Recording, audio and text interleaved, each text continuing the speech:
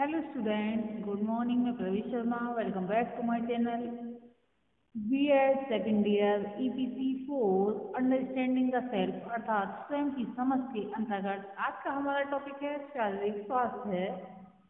हमारे जीवन में शारीरिक स्वास्थ्य बहुत ही महत्वपूर्ण है क्योंकि शारीरिक स्वास्थ्य अगर अच्छा है तो व्यक्ति कठिन से कठिन परिस्थितियों में भी सफलता प्राप्त कर सकता है. अगर हम शारीरिक रूप से बीमार हैं यानी कि जो फिजिकल हेल्थ हमारी अच्छी नहीं है तो हम कोई भी कार्य ठीक तरीके से नहीं कर सकते और ना ही हमारी पर्सनैलिटी का कहीं पर भी प्रभाव पड़ेगा.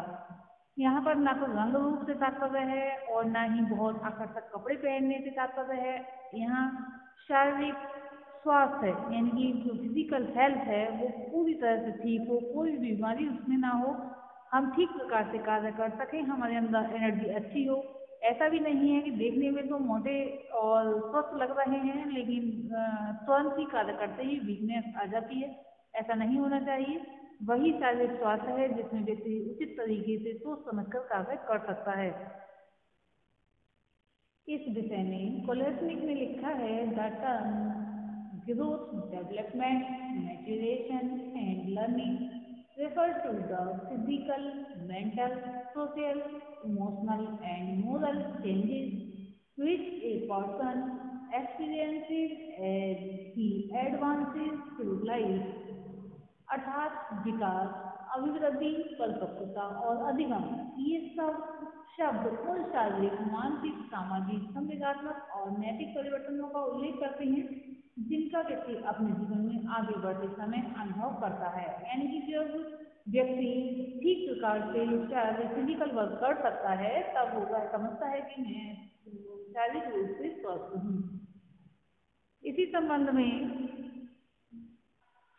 कहा जा सकता है कि व्यक्तियों की अवधारणा रहती है या अवधारणा ये है कि जो व्यक्ति शारीरिक दृष्टि से स्वस्थ है अथवा जो निरोगी है या जिसमें शारीरिक अपंगता नहीं है उसका स्वास्थ्य सामान्य होता है. शारीरिक शिक्षा के अंतर्गत शारीरिक स्वास्थ्य के संबंध में बहुत ही चर्चाएं की जाती रही हैं और उत्तम स्वास्थ्य की विशेषताओं पर भी प्रकाश डाला गया है. यहाँ पर हम इस बात पर भी विचार करेंगे कि कौन कौन से कारक होते हैं जो कि शारीरिक स्वास्थ्य को प्रभावित करते हैं. शारीरिक स्वास्थ्य को प्रभावित करने वाले कारक फैक्टर्स इन्फ्लुएंसिंग फिजिकल डेवलपमेंट. जो शारीरिक विकास को प्रभावित करने वाले कारक हैं उनमें दो कारक तो मुख्य रूप से हैं ही. पहला है जिसमें वंशानुक्रम यानी कि हेरिडिटी. सेकंड और दूसरा है वातावरण यानी कि एनवायरनमेंट जिसमें हम वंशानुक्रम के विषय में देखेंगे. माता पिता के स्वास्थ्य और शारीरिक रचना का प्रभाव उनके बच्चों पर भी पड़ता है. यदि वे रोगी और निर्बल है तो निर्बल यानी कि बल से युक्त नहीं है तो उनके बच्चे भी वैसे ही होते हैं. स्वस्थ माता पिता की संतान का ही स्वस्थ शारीरिक विकास होता है. नेक्स्ट पॉइंट जो कि हमने लिया है वातावरण यानी कि एनवायरनमेंट. इस संबंध में किरो ने लिखा है कि बालक के स्वाभाविक विकास में वातावरण के तत्व सहायक या बाधक होते हैं. इस प्रकार के कुछ मुख्य तत्व हैं शुद्ध वायु, पर्याप्त धूप और स्वच्छता. तंग गलियों और बंद मकानों में रहने वाले बालक किसी न किसी रोग के शिकार बनकर अपने स्वास्थ्य को खो देते हैं. पर्याप्त धूप का सेवन करने वाले बालकों को सर्दी, जुकाम, खांसी और आंखों की कमजोरी आदि रोग कभी नहीं होते हैं. स्वच्छता सुंदर स्वास्थ्य का मुख्य आधार है. यदि बालक का शरीर पहनने के वस्त्र, रहने का स्थान, खाने का भोजन आदि स्वच्छ होते हैं तो उसका शारीरिक विकास द्रुत गति से यानी तीव्र गति से होता चला जाता है. वंशानुक्रम के अंतर्गत कहा जा सकता है कि वंशानुक्रम का प्रभाव बालक के स्वास्थ्य पर बहुत अधिक पड़ता है. जैसा कि हम जानते हैं कि बालक की शारीरिक रचना जैसे शरीर का भार, लंबाई, रंग, रूप, नाक, नक्शा आदि अपने देश के किसी भी सदस्य से मिलते हैं और बालक की शारीरिक रचना, प्रकृति, शारीरिक विशेषताएं पूर्वजों द्वारा ही प्रदत्त होती हैं.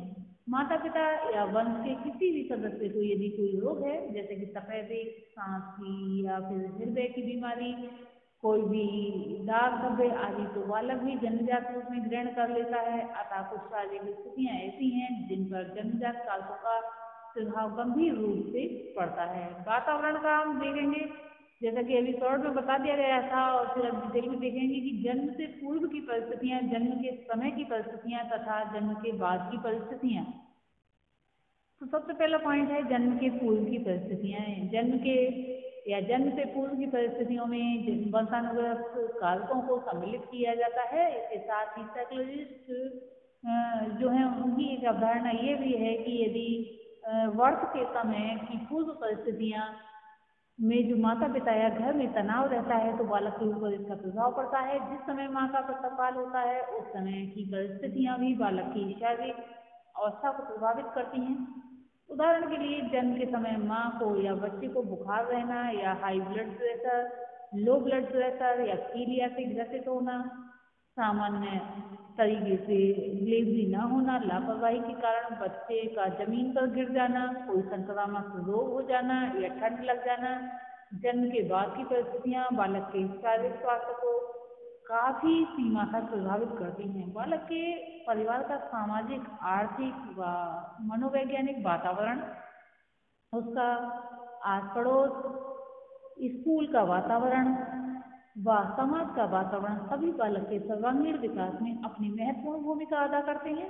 यदि बालक यानी कि जो बालक है, वास्तविक रूप में कहा जाए तो बालक के पढ़ने का तरीका, उसके बैठने के आसन आदि भी बालक के शरीर को प्रभावित करते हैं। यदि हम जिस परिवार से बालक आता है उसकी स्थिति पर विचार करें तो परिवार का आर्थिक स्तर कैसा है, इस पर भी विचार कर सकते हैं। उसी के अनुसार बालक ढलता चला जाता है। इसकी समय से भोजन नहीं मिलना या फिर बहुत अधिक खाते रहना, जिससे भी बहुत सारी प्रॉब्लम्स आ जाती हैं। यदि बालक का घर तंग गली या बस्ती में है तो इसका प्रतिकूल प्रभाव बालक के स्वास्थ्य पर पड़ेगा, क्योंकि ऐसी स्थिति में शुद्ध हवा से वंचित रह जाएगा। साथ ही यदि माँ बाप की आर्थिक स्थिति खराब है तो बच्चों के पोषण हेतु संतुलित आहार प्रदान कर सकने में असमर्थ रहेंगे। भारतवर्ष में तो ये स्थिति इतनी भयंकर है कि अधिकांशतया परिवारों के पास शौचालय नहीं है। वह घर के आसपास के खुले वातावरण को इसके लिए प्रयोग करते हैं और गंदगी में जीवन यापन करते हैं। बहुत से घर ऐसे हैं जहाँ प्रकाश की भी समुचित व्यवस्था नहीं है, जिससे अंधेरे में ही बच्चों को बहुत से कार्य करने होते हैं। अपनी आंखों को वह अधिक कष्ट देते हैं, जिसका कुप्रभाव उनकी आंखों की रोशनी पर पड़ता है। और सबसे बड़ा दुर्भाग्य ये है कि माता पिता स्वास्थ्य व सफाई के महत्व से अनभिज्ञ हैं और इसी कारण वह ये प्रशिक्षण अपने बच्चों को नहीं दे पाते हैं। यदि हम विद्यालय की स्थिति पर प्रकाश डालें तो निस्संदेह ये है, यानी कि निस्संदेह ये कह सकते हैं कि विद्यालय भी अपने इस दायित्व का निर्वाह कर सकने में समर्थ हैं। एक तो आज विद्यालय ज्ञान बेचने की एक दुकान बन गए हैं, या फिर पैसा कमाना ही अपना मूल उद्देश्य समझते हैं। विद्यालयों के पास ना तो इतनी जमीन है कि वह छात्रों को खेलने का अवसर दे पाए, और ना ही ऐसे कमरे हैं जहाँ छात्र उचित ढंग से बैठ पाए। छात्र इतना सिमट कर बैठते हैं कि गलत आसन अपनाने के कारण उनका स्वास्थ्य बिगड़ जाता है। एक एक विद्यालय में इतने इतने बच्चे होते हैं कि उसके आधे भी आप सही से बैठें तो उसकी चौथाई भी नहीं बैठ सकती। अब इस तरह से ऐसी परिस्थितियों बालक के शारीरिक विकास कैसे होगा जहाँ खेलने का भी वातावरण नहीं है, तो ये समझा जा सकता है। अब हम देखेंगे कुछ पॉइंट्स ऐसे हैं जो कि सामान्य हैं, सामान्य तौर पर उनको लिया जाता है, जो कि उसके बालक के विकास पर प्रभाव डालते हैं। पहला है पौष्टिक भोजन, बैलेंस्ड डाइट। सोरेनसन ने कहा है कि पौष्टिक भोजन थकान का प्रबल शत्रु और शारीरिक विकास का परमित्र है। अतः बालक के उत्तम शारीरिक विकास के लिए उसे पौष्टिक भोजन दिया जाना चाहिए। नेक्स्ट पॉइंट है नियमित दिनचर्या, डेली रूटीन। नियमित दिनचर्या स्वस्थ यानी कि उत्तम स्वास्थ्य की आधारशिला है। बालक के खाने पीने या खाने, सोने, खेलने, पढ़ने आदि का समय निश्चित होना चाहिए। इन सब कार्यों के नियमित समय पर होने से उसके स्वस्थ विकास में बहुत ही कम बाधाएं आती हैं। नेक्स्ट पॉइंट है निद्रा और विश्राम, स्लीप एंड रेस्ट। शरीर के स्वस्थ विकास के लिए निद्रा और विश्राम अनिवार्य है। अतः शिशु को अधिक से अधिक सोने देना चाहिए। 3 या 4 वर्ष के शिशु के लिए 12 घंटे की निद्रा आवश्यक है। बाल्यावस्था और किशोरावस्था में क्रमशः लगभग 10 और 8 घंटे की निद्रा पर्याप्त होती है। बालक को इतना विश्राम मिलना चाहिए जिससे कि उसकी क्रियाशीलता को उत्पन्न होने वाली थकान पूरी तरह से दूर हो जाए, क्योंकि थकान उसके विकास में बाधा सिद्ध होती है। नेक्स्ट पॉइंट है प्रेम यानी कि लव। बालक के उचित शारीरिक विकास का आधार प्रेम है। यदि उसे अपने माता पिता का प्रेम नहीं मिलता है तो वह दुखी रहने लगता है। यदि उसके माता पिता की अल्पायु में मृत्यु हो जाती है तो उसे असह्य कष्टों का सामना करना पड़ता है। दोनों दशाओं में उसके शरीर का संतुलित विकास होना असंभव हो जाता है। शिक्षक को भी बालक के प्रति प्रेम का व्यवहार करना चाहिए। नेक्स्ट पॉइंट है सुरक्षा यानी कि सिक्योरिटी। शिशु या बालक के समय विकास के लिए उसमें सुरक्षा की भावना होना अति आवश्यक है। इस भावना के अभाव में वह भय का अनुभव करने लगता है और आत्मविश्वास खो बैठता है। ये दोनों बातें उसके विकास को अवरुद्ध कर देती हैं। नेक्स्ट पॉइंट है खेल व व्यायाम, प्ले एंड एक्सरसाइज। शारीरिक विकास के लिए खेल और व्यायाम के प्रति विशेष रूप से ध्यान दिया जाना चाहिए। छोटा शिशु पलंग पर पड़ा ही अपने हाथ और पैरों को चलाकर पर्याप्त व्यायाम कर लेता है, पर बालकों और किशोरों के लिए खुली हवा में खेल और व्यायाम की उचित व्यवस्था किया जाना बहुत ही आवश्यक हो जाता है। नेक्स्ट पॉइंट में हम देखेंगे अन्य कारक यानी कि जो लास्ट है, अन्य कारक के अंतर्गत कहा जा सकता है कि शारीरिक विकास को प्रभावित करने वाले कुछ जो कारक हैं उनमें रोग या दुर्घटना के कारण शरीर में उत्पन्न होने वाली विकृति या अयोग्यता, अच्छी और खराब जलवायु, दोषपूर्ण सामाजिक परंपराएं जैसे बाल विवाह, गर्भिणी माता का स्वास्थ्य, परिवार का रहन सहन और आर्थिक स्थिति, ये अन्य कारक के अंतर्गत आ सकते हैं। नेक्स्ट पॉइंट लास्ट हम देखेंगे निष्कर्ष यानी कि कंक्लूजन। बालक के शारीरिक विकास और उसकी प्रभावित करने वाले कारकों का जो विवेचन किया गया है, इन सबसे अवगत होकर शिक्षक और अभिभावकों बालकों की शारीरिक रचना और स्वरूप का ज्ञान प्राप्त कर सकते हैं। और यानी कि जैसे कि ये ईपीसी के अंतर्गत आता है तो एक अध्यापक को अपने स्वास्थ्य के विषय में सचेत रहना चाहिए, खाने पीने का विशेष ध्यान रखना चाहिए तथा दैनिक एक्सरसाइज करनी चाहिए। किरो ने लिखा है यानी कि बालकों के संदर्भ में लिखा है, बालक सर्वप्रथम शरीरधारी प्राणी है, उसकी शारीरिक रचना उसके व्यवहार और दृष्टिकोण के विकास का आधार है, अतः उसके शारीरिक विकास के रूपों का अध्ययन आवश्यक हो जाता है। The child is first and foremost a physical being. His physical constitution is basic to the development of his attitude and behavior. Hence, it is necessary to study the pattern of his physical growth.